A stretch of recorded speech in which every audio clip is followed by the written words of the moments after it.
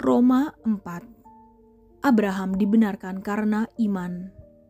Jadi, apakah akan kita katakan tentang Abraham bapa leluhur jasmani kita? Sebab, jikalau Abraham dibenarkan karena perbuatannya, maka ia beroleh dasar untuk bermegah, tetapi tidak di hadapan Allah.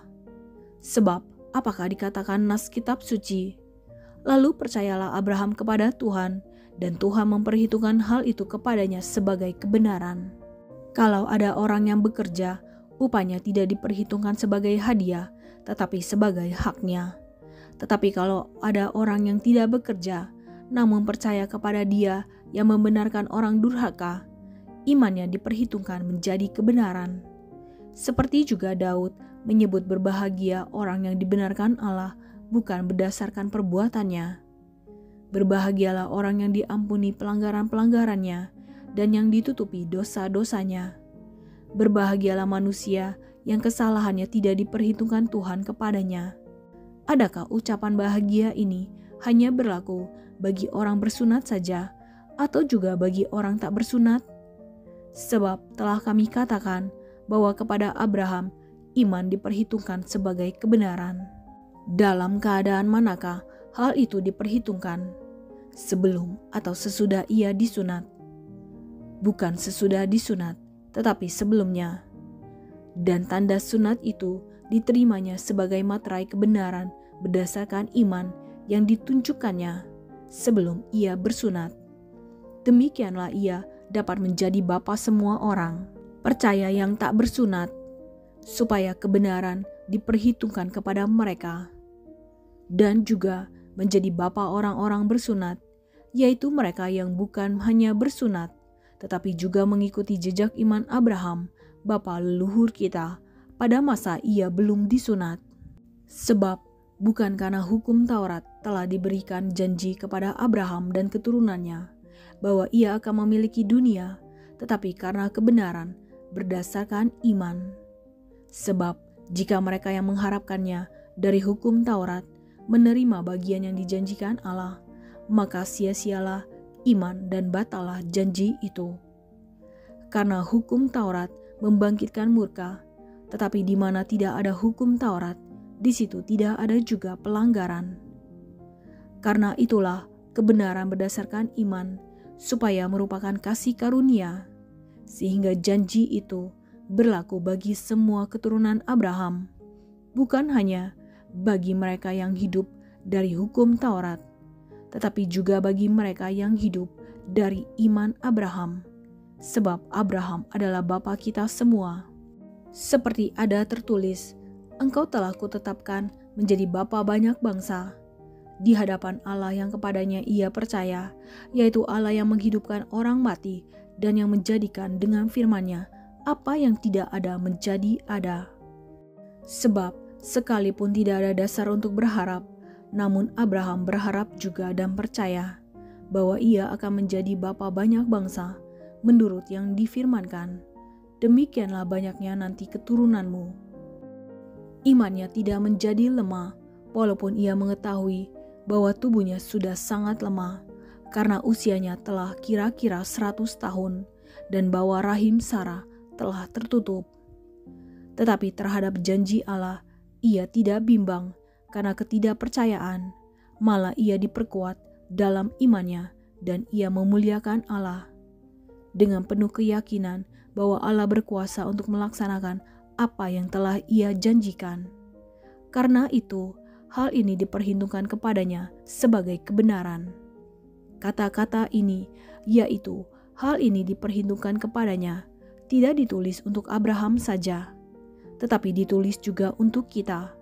Sebab kepada kita pun Allah memperhitungkannya, karena kita percaya kepada Dia yang telah membangkitkan Yesus Tuhan kita dari antara orang mati, yaitu Yesus yang telah diserahkan karena pelanggaran kita dan dibangkitkan karena pembenaran kita. Roma 5. Hasil pembenaran.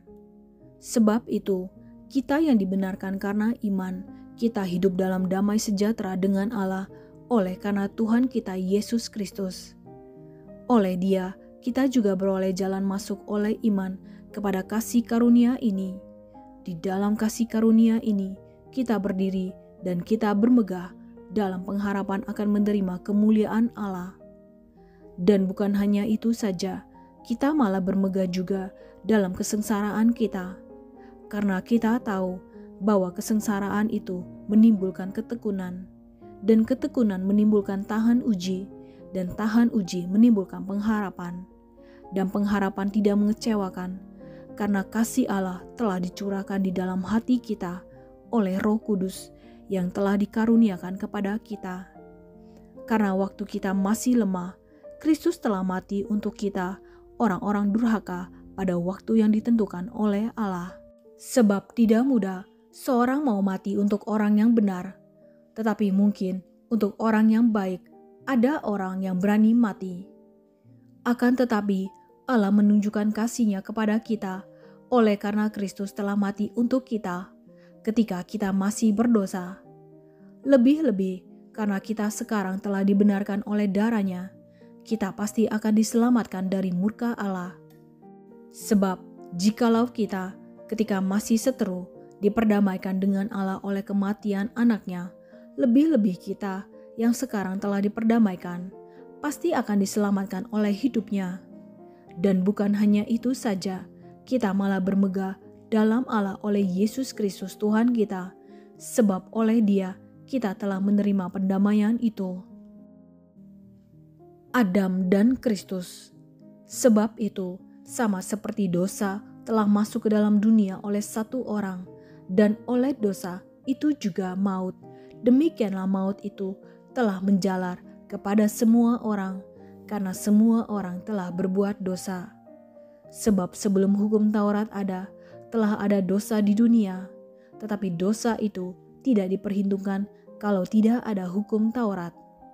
Sungguh pun demikian, maut telah berkuasa dari zaman Adam sampai kepada zaman Musa, juga atas mereka yang tidak berbuat dosa dengan cara yang sama seperti yang telah dibuat oleh Adam, yang adalah gambaran Dia yang akan datang. Tetapi karunia Allah tidaklah sama dengan pelanggaran Adam, sebab jika karena pelanggaran satu orang semua orang telah jatuh di dalam kuasa maut, jauh lebih besar lagi kasih karunia Allah dan karunia-Nya yang dilimpahkannya atas semua orang karena satu orang, yaitu Yesus Kristus. Dan kasih karunia tidak berimbang dengan dosa satu orang, sebab penghakiman atas satu pelanggaran itu telah mengakibatkan penghukuman, tetapi penganugerahan karunia atas banyak pelanggaran itu mengakibatkan pembenaran.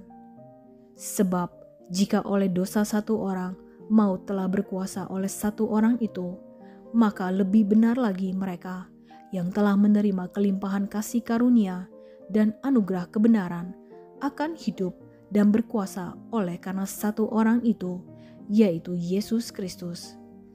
Sebab itu, sama seperti oleh satu pelanggaran semua orang beroleh penghukuman, demikian pula oleh satu perbuatan kebenaran semua orang beroleh pembenaran untuk hidup. Jadi, sama seperti oleh ketidaktaatan satu orang, semua orang telah menjadi orang berdosa. Demikian pula oleh ketaatan satu orang, semua orang menjadi orang benar. Tetapi hukum Taurat ditambahkan supaya pelanggaran menjadi semakin banyak, dan di mana dosa bertambah banyak, di sana kasih karunia menjadi berlimpah-limpah. Supaya sama seperti dosa berkuasa dalam alam maut, demikian kasih karunia akan berkuasa oleh kebenaran untuk hidup yang kekal oleh Yesus Kristus Tuhan kita. Roma 6. Mati dan bangkit dengan Kristus. Jika demikian, apakah yang hendak kita katakan? Bolehkah kita bertekun dalam dosa supaya semakin bertambah kasih karunia itu? Sekali-kali tidak. Bukankah kita telah mati bagi dosa? Bagaimanakah kita masih dapat hidup di dalamnya?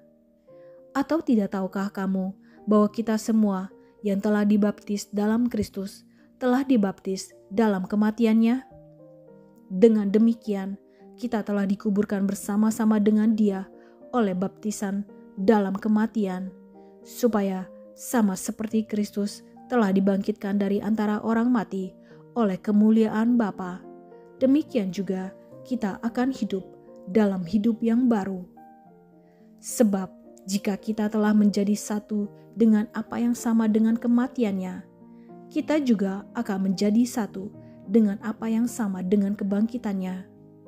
Karena kita tahu bahwa manusia lama kita telah turut disalibkan, supaya tubuh dosa kita hilang kuasanya, agar jangan kita menghambakan diri lagi kepada dosa.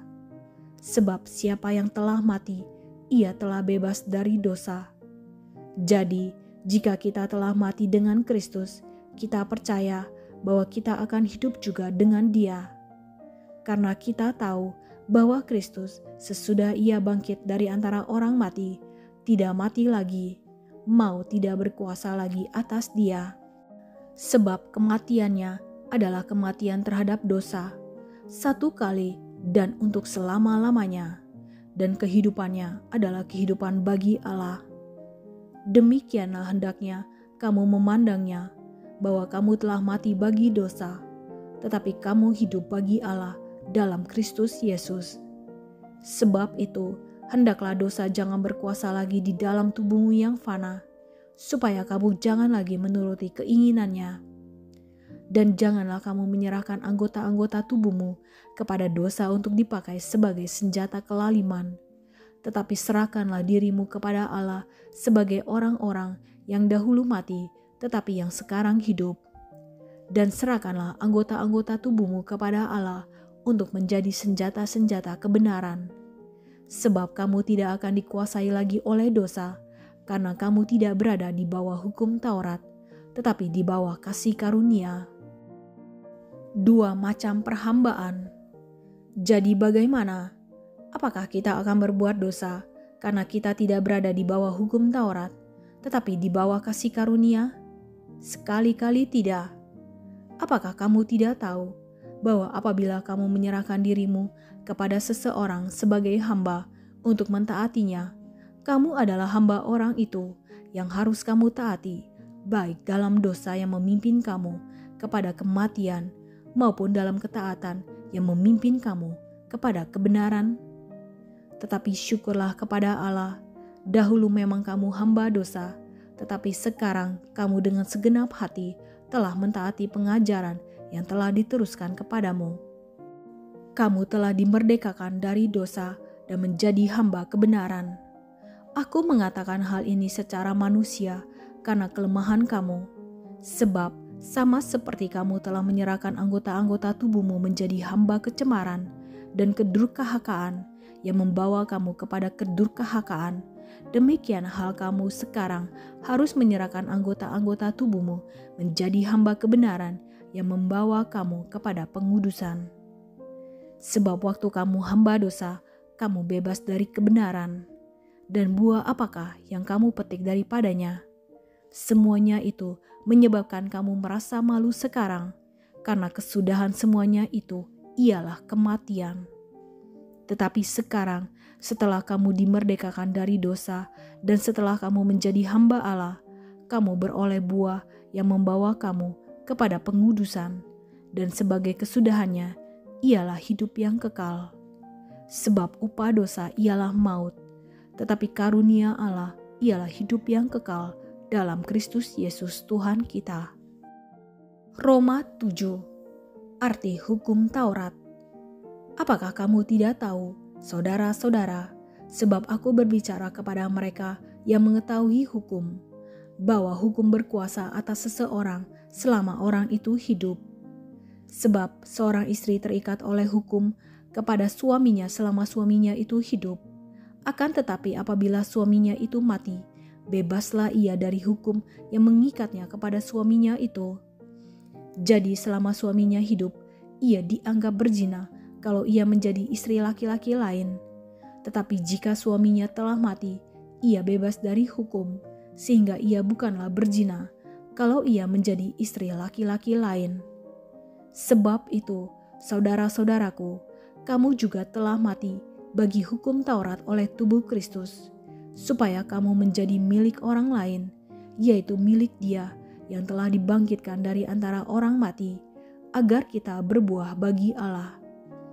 Sebab waktu kita masih hidup di dalam daging, hawa nafsu dosa yang dirangsang oleh hukum Taurat bekerja dalam anggota-anggota tubuh kita agar kita berbuah bagi maut.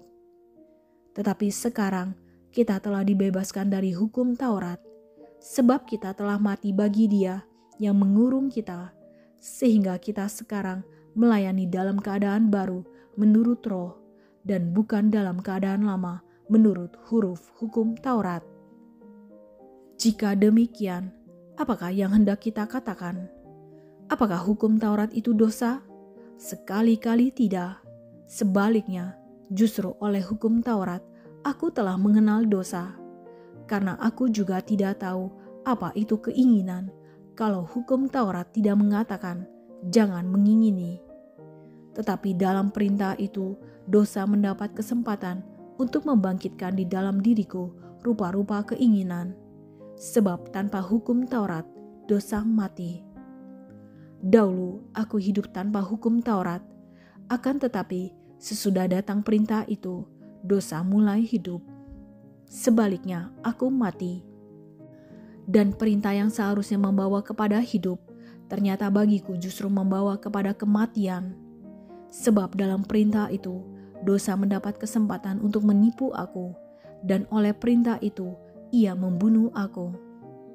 Jadi, hukum Taurat adalah kudus, dan perintah itu juga adalah kudus, benar dan baik.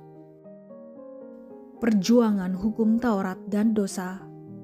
Jika demikian, adakah yang baik itu menjadi kematian bagiku?